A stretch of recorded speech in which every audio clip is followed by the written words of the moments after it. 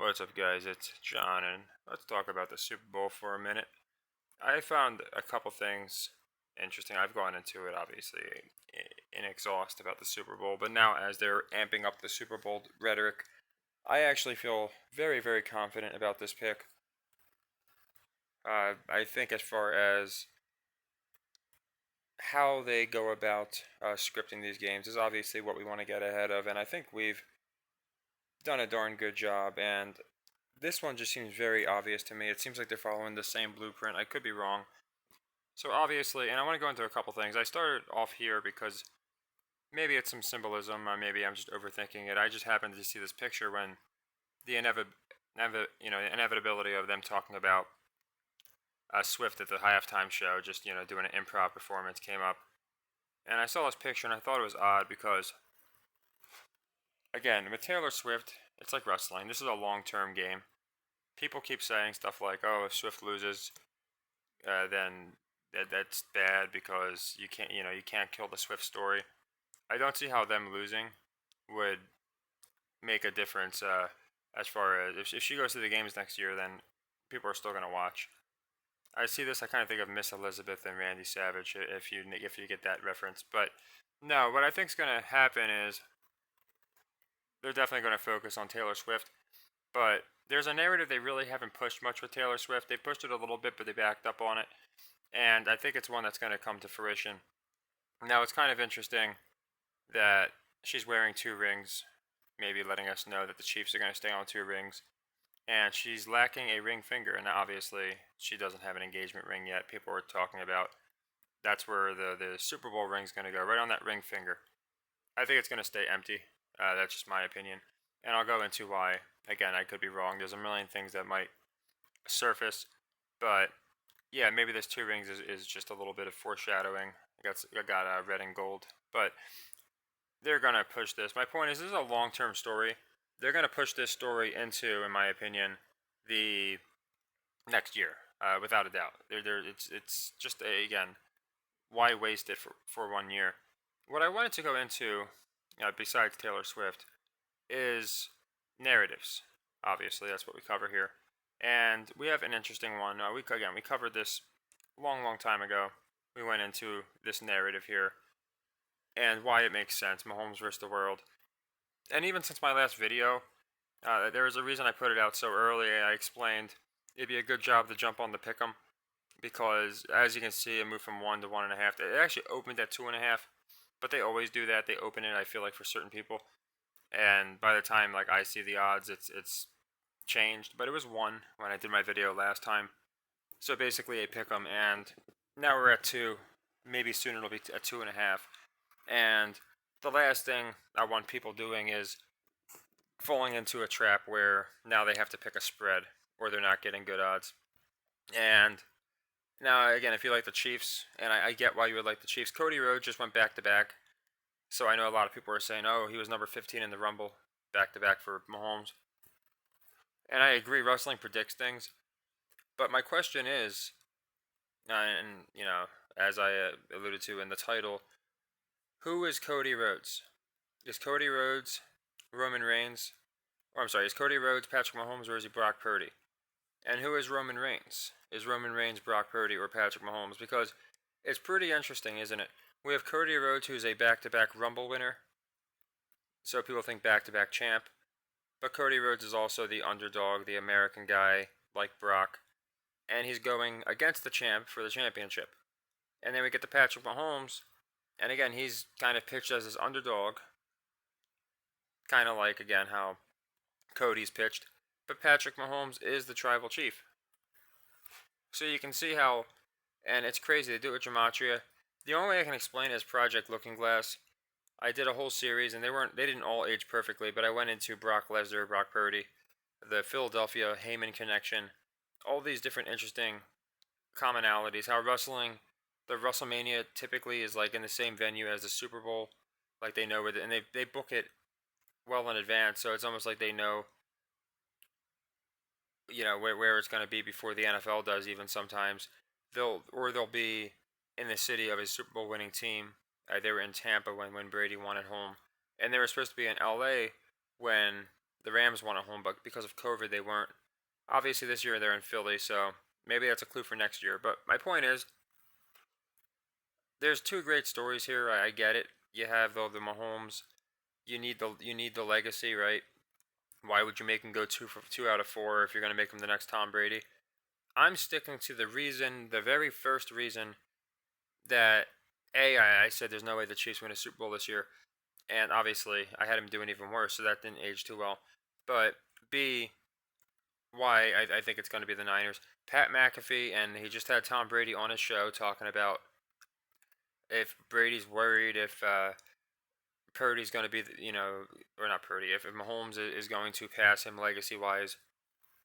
And again, what started this whole scripted nonsense, and again, by nonsense I mean the stuff that Pat McAfee put out, the stuff that all these other, Arian Foster, all this damage control we saw, it was not a logo theory. It wasn't even the refs. People blamed the refs for the longest time. It was a Cincinnati Bengals versus Chiefs game, and it happened before then even. But this is when like the mass fan base woke up and they just said this is ridiculous. This is so obviously scripted for the Chiefs. They're doing everything they can to make Mahomes the golden boy, and uh, McAfee even came out and addressed it. He specifically said something to the effect of, now people are thinking that it's the NFL scripting Mahomes to be the next Brady and the Chiefs to be the next dynasty. So, like, coming into this year, the number one reason people thought the league was scripted was Mahomes kept winning and under very suspicious circumstances. So now we have Mahomes versus the world, so you could argue, well, if he wins under these circumstances, then you can't call it rigged. And again, it would completely, in my opinion, prove the point that it is. That somehow this team wasn't that good, but they were just good enough to, win the division because they had a bad division. Like the one year that division all does awful. And this powerhouse Niners team, somehow Mahomes goes on the road, beats all these teams, and then beats the Niners. I just don't see it happening. To me, this is Brock's story. Brock is Cody Rhodes here. The tribal chief is the tribal chief. That's Patrick Mahomes. That's Roman Reigns. And who knows, maybe Roman Reigns does beat Cody again. But I think Cody wins. Vegas thinks Cody wins. And again, I find the wrestling, in my opinion, parallels to be very, very, just too much to be a coincidence. I've gone into a lot of the 2-1-1s and the 2-1-2s. You can watch my Super Bowl. I think it's entitled like Why the Niners are going to win. This was last year, by the way. So I was wrong. But it's basically a lot of the same wrestling symbolism. And this year, it's just like the Super Bowl 58 saga, and I went into the Niners there. But as far as this game, the spread moving is interesting. Again, they're going to just do this so they can say the Chiefs are underdogs. And they might be trying to clip. So this might move back to 2.5, maybe even more. They might announce an injury. I know they said that Chiefs lineman was injured, so I could see them pulling a lot of stunts here. One of the biggest reasons I like the Niners is just the last couple weeks. So another thing, and I wish I caught this sooner because it's just something so obvious, but I just never really paid it much attention. I watch First Things First. That's the only one I watch because I find them to be funny. I don't watch like Shannon and them because I'm not watching for their sports breakdowns. And First Things First will do that, but at least half of their stuff is like angles and bits and stuff. But I've noticed, and you can go to their page and you look at their, it was from yesterday, I believe, like the two clips that they put up, the one about the Lions game and the one about the Chiefs game. And in one, Nick Wright has this shit-eating grin on his face. He's so happy. They got him looking so good, with a goofy smile. And then the other, Chris Broussard's got his sinister smile because the Lions won. So I notice with stuff like that, now unfortunately we're down to one game, so it's not like we can call a split. But they do it on the other ones too, I know they do. Shannon will get one right back when they had Shannon and Skip, but Skip will get one right. And then when you have, Skip and the new guys, whether it's Skip and Keyshawn or Skip and Sherman, Skip will get one right, Sherman. And I think that's why they usually just cover like 2 games, even going back to the regular season. They would only cover a couple games, and I'd wonder why. And I think that's it. It's to give them both credibility, and then they could both kind of, I got you, I was right about this. So now we literally have Mahomes Mountain, the guy that's been snubbed on Mahomes Mountain all year long, going up against the leader of the mountain. And again, I don't think those things are coincidences. That's why even if like your Nick Wright, Chris Broussards don't know, I think they have a pretty good understanding of what's going on. They're told what to do, what to say, and those shows give away a lot. But what are the shows giving away right now? Now, for some reason, and this includes analysts online, this includes former players, all these people that had the Ravens just decimating the Chiefs have completely changed their tune. And it makes no sense because it's not like the Chiefs were getting lucky or something. The Chiefs rolled through Miami. They beat Bills in a close game, which would be expected. And these pundits were all saying, oh, there's no way. The Ravens are just too good. All these different things. And then, of course, they pounced the Ravens. And now everybody is saying, yeah, Patrick Mahomes, as they say now, is him. He's that guy. Patrick Mahomes, or, you can't bet against Patrick Mahomes. It's like so forced. Like you can't act like these people didn't believe Patrick Mahomes was the greatest quarterback playing by a country mile. And all of a sudden, this week is when they had this eureka moment. Like they've been pushing Patrick Mahomes down our throat. It's just like they're trying to sell how good he is, so they can out of nowhere be like, "Oh, he's the greatest ever." And I think the reason for it is they want people to now jump on Patrick Mahomes. So they were kind of saying, "Yeah, he's good, but the Chiefs aren't the same." Blah blah blah, and everyone's fading the Chiefs through the playoffs, and now you got him in the Super Bowl, and they've already overcame all the odds. There's no way he's going to lose now. So whether you're a real fan or you think it's scripted and you're like, okay, they put him in the Super Bowl, they're not going to hurt his legacy. I feel like they got so many people on the Chiefs, and I could be wrong. Maybe this age is like, again, cheese in a suitcase, but unlike last week I felt like was a ridiculous week, and I think it's because of the logo theory. They just threw so many things into a tizzy. This week I don't have any doubts. I really don't. Like, there's not much that I could see getting me off from the Niners. And as you guys know, uh, as far as the AFC side, I've said a million times, I was way more trepidatious about the AFC. I was like, it could be a lot of teams, but all year long, it's, the Brock Purdy story is what makes sense. So, to me, of course, anything can happen, but I think Niners are winning the Super Bowl. And I wanted to go into the wrestling aspect because you can see how it goes both ways. And most importantly, it's what the media says. And when you have the media every week picking against the Chiefs, and every time the Chiefs win, now all of a sudden the whole media is saying, "Oh, Chiefs got this. They got Patrick Mahomes." I find it just very interesting. It really makes me think. Okay, it's pretty straightforward. Nothing fancy here. Simple formula. A little bit of psychology. Everybody's admitting Patrick Mahomes is the greatest now. And if you look at the last couple games, what happened? The Chiefs did not just, eke in to the Super Bowl.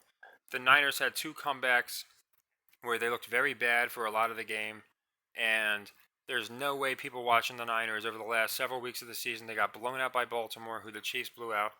There are so many reasons that I feel like nobody's going to be on the Niners. You're getting plus odds. Again, it's almost even, but minus 130, you're starting to pay some juice. That's why I said there's no way it's moving anymore after one. It's not going to move. It's going to, if anything, we'll see 2.5, maybe even 3. And these lines are pretty easy to scout if you just look how they go about them. You know they're not going to give people good odds, in my opinion, or at least really good odds on the Niners. And to me, this is good odds. But of course, they can't make the Chiefs favorite because that doesn't continue the story. But I think everybody is just so convinced now. Up, they went. It's like Cody again, like Cody Rhodes, right? He won the Rumble. He got through all these guys. He was undefeated. Now he's gonna beat Reigns at WrestleMania. Oh, Reigns beat him. Yeah, and nobody saw it coming. I feel like now everyone, it's a foregone conclusion. The Chiefs got it. They're in the Super Bowl. They basically won it. It's big like Djokovic making the finals at Wimbledon. It's a lock, and this is where the Niners are gonna shock the world. And again, it's not even shocking the world because realistic in a real league.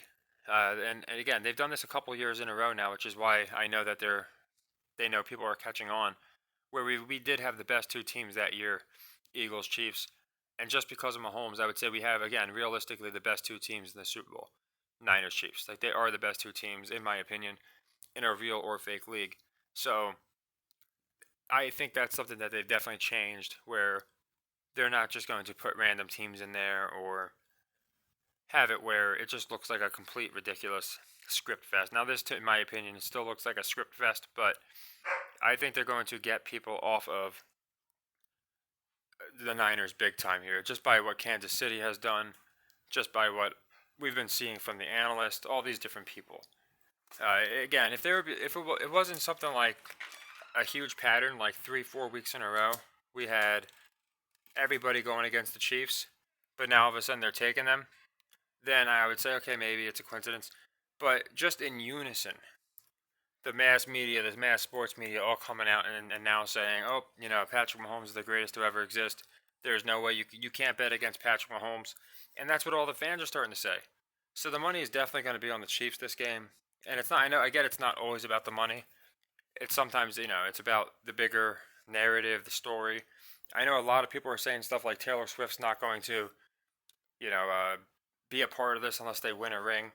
To me, that doesn't make any sense. If she's making money, if she's, expanding her brand, whatever she's doing with Kelsey, whether she's controlling them, people think that, which makes sense. She's not going to care. It was like Brady's wife. There were years out of spite. He even said this, that she made sure he didn't win. Brady says that his wife was a witch and controlled the outcome of his games. So, and we saw what happened to him the last year of the season. So it goes deep. I don't want to go too deep into it, but my point being, a loss for Taylor Swift is not like the Swifties are going to stop watching, right? She can just come back next year, which brings me into another point as far as, and they do this in wrestling a lot too, distractions. When you got a team and they got a third person, that's part of the team, and maybe two of them don't get along or just not on the same page, or the one teammate will notice the other teammate doing something, so he'll turn his back, and that team, he'll miss something. I'm not saying Swift's gonna flash the audience and Kelsey's gonna take his eye off the ball, but I do think he's gonna have a poor game, and they're going to say Taylor Swift has been a distraction. I genuinely think that. They'll say that she distracted him. Then she'll probably come out and drop a diss track on him, something like that, because that's just something she would do. But no, I think they're going to continue this story. And just winning first year with Taylor Swift doesn't really make sense to me. Again, I get you want to appeal to that demographic, but they're going to be watching anyway. So imagine all these Swifties watching, oh, we came so close. And then next year, they're going to be tuned in even more to see Swift there. And I think they're going to continue this more than 1 year. So the Niners are primed. Debo's ready. Fred Warner's ready. George Kittle is certainly ready, and he's a good friend of Pat McAfee. He shows up in wrestling. He was at last WrestleMania, so again, he had the belt. He was with Triple H. You should see him talking to Stone Cold Steve Austin. Completely geeks out. There's no way, in my opinion, they don't go ahead and give this story to Brock Purdy. Mr. Irrelevant to maybe Super Bowl MVP, but even Mr. Irrelevant to Super Bowl winner. You can already see the headlines. And I get so many people are like, no, no, no. It's obviously the Chiefs. It could be Purdy another time. They're not going to do this to Mahomes. You're overthinking it. Yeah, and maybe I am, but I don't think this one's overthinking because this is one that I just basically took all the facts I knew from the last 2 years. I've been putting them in the series and just put them together. So yeah, I just really like the Niners more. And I know I just went into why I like the Niners in my preview video, but as I said, I wanted to listen to the talking heads, and I think they give away a lot. And the fact that they're all now acknowledging out of nowhere, when they were questioning if he's the best quarterback, they really were. It could be Lamar, we don't know. Now all of a sudden it's Mahomes, and no one can touch him. And now again, you got Mahomes versus the world, which is a great story. It can go both ways, but I think just looking at everything, looking at the pattern of the playoffs, how everybody's flopped when they had the Chiefs and then losing and they won every time, then they flopped. I genuinely believe Mr. Purdy rises to the top of Mahomes Mountain, and tell me people wouldn't tune in just to see that. Like, you have to also think about those kind of ratings. Those shows need ratings too. So I think the script goes very, very deep, of course. But yeah, I was really interested when again, that Taylor Swift with 2 rings, I get nothing crazy, but I find it interesting. She's got a red and a gold ring, you know, I thought maybe she'd have a third one. She could have had a pinky ring to let us know that maybe they were going to get their third ring. And then we saw, obviously, because again they haven't got married yet. I thought he proposed, but maybe he didn't. So I don't think they're engaged. But maybe foreshadowing that she might not be getting that engagement ring as soon as some people think. I think she'll do her Tokyo tour, kind of fall out of the news. It's kind of like when a wrestler leaves after like losing a match, and then they come back and they make this debut. I could see her just showing up in like week 6 next year and like coming out like Terrell Suggs came out like Hulk Hogan pointing at the crowd. So yeah, just more in my opinion. Going back to last year, you know, the one that keeps resonating with me is Pat McAfee saying it. Everyone thinks it's scripted for Mahomes to be the new Brady. And I know people are saying, well, yeah, they're being in your face. They don't care. I disagree. I don't think they would have came out, tried that damage control. Then you have this logo nonsense, and then you have more damage control. And then you go ahead and you completely fuel the exact fire of what fans are saying. Again, people were not saying it's scripted because of the Ravens Niners. That was very new. And I think that's why they put that out there because they wanted to make it look like every team. It's like Gematria. People brought to my attention. And I didn't watch Gematria that long ago, but apparently it was so much easier a while back because the powers that be weren't really accounting for the fact that people were out there decoding it. Once that started happening, it became double coded, and that's why the Gematria just doesn't work like it used to. So picking narratives going forward is probably going to be tougher, although I think this one's a layup. I really do. I just think the Niners got it. I think they're going to win the Super Bowl. Brock Purdy most likely gets MVP, but we'll go into all that stuff. And yeah, there's no shame in starting Pat 2 out of 4. Again, LeBron didn't win his first 4. He has a losing record in the Super Bowl or the finals. So, I get if he's going to be the next Brady, but it's not like he's going to follow his exact same trajectory. Like to me, that wouldn't make sense. I do have him missing a playoffs because if they're going to do it to Brady, I feel like they would do and LeBron. I feel like they're definitely going to do it to and I think Jordan, right? He missed playoffs before he got his guys, but it makes sense they would definitely do it to the Chiefs. So yeah, let me know what you think. I wanted to just more expound on the last video and go into what I've noticed as far as there's a couple of wrestling connections. Again, Cody. Again, which one's Cody, right? Which one's the tribal chief? Which one's Roman Reigns? You can make the argument for both guys just because of interesting commonalities, but at the end of the day, the tribal chief's the tribal chief. He's the champ, which in my opinion makes Cody Brock Purdy, and I think Cody's going to win at WrestleMania. They could pull another swerve, I know that, but I think it's some kind of deal where wrestling just seems to know what's going on, and NFL just seems to copy their stories. So yeah, using again not just wrestling logic, but also just the logic that I've based all year long, and the Purdy story and the redemption. Mahomes beat them X amount of years ago. Someone brought up how back then was the year before Biden won, so now if the Niners win, that would stand for Trump. So there's a lot of things that go into it, but it's also very simple to me. Mr. Irrelevant beats the greatest quarterback, and Mahomes, Super Mahomes, had one of the best postseason runs ever, but wasn't good enough by himself to beat all these guys with the possible Taylor Swift distraction. So I'm curious what you guys think. Like I said, I know a lot of people are on the Chiefs, but I know I got a few with me on the Niners, so we'll have to see, what you guys think of this. I'm sure, like me, if you really like the Chiefs for a while, like I like the Niners for a while, not much will change your mind. But my job isn't to change your mind; it's just to let you know what I see. And yeah, this spread, if you're gonna take the Niners, I wouldn't wait. It's not going back to 1. That was the best we were gonna get it, and it'll probably, in my opinion, move past where opening was. So you never want to have that chance at a 1 or 2 point clip. They've had a couple close Super Bowls in a row, so I don't know if they would keep doing that. But at the end of the day, I don't think they want Super Bowl blowouts either. So yeah, I would get in on the Niners before it starts moving. So hopefully, like I said, we got a good read. We still got a while to go, so I'll have a couple more Super Bowl videos out. But I thought I would cover this while it was fresh, just because I had just heard the first guys talking about it. And then I noticed, and I'm like, of course I noticed the last week of the season. If I noticed this back in week one, we could have been really doing a good job. Just wait for, Nick's pick to hit, and then we knew the Chris's pick on the other game was going to hit. Almost every time those guys split. It's crazy. So, yeah, I would pay attention to that kind of stuff just to see what they're saying.